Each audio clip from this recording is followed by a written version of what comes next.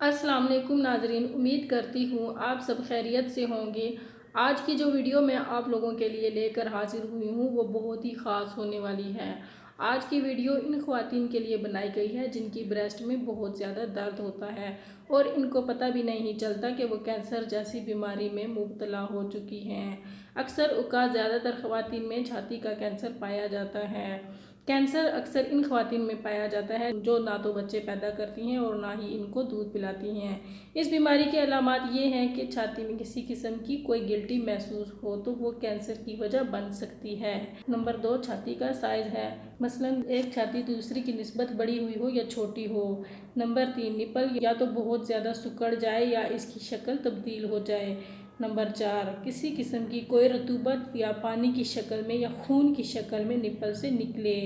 Number 5, बगल में अगर कोई गिल्टी महसूस हो। इसके अलावा हमल का ज़ाया हो जाना भी इन अलामात में से एक है। इस बीमारी का घरेलू इलाज ये है कि प्याज और लहसुन का ज़्यादा से ज़्यादा इस्तेमाल करें। मुहक्किकीन ने दरियाफ्त किया है कि जो ख़वातीन लहसुन और प्याज का इस्तेमाल करती हैं इनमें ब्रेस्ट कैंसर का ख़तरा बहुत कम हो जाता है। सुबह 2 चम्मच कुलवंजी पानी के साथ खा लें, इससे भी ब्रेस्ट का कैंसर ख़त्म हो सकता है।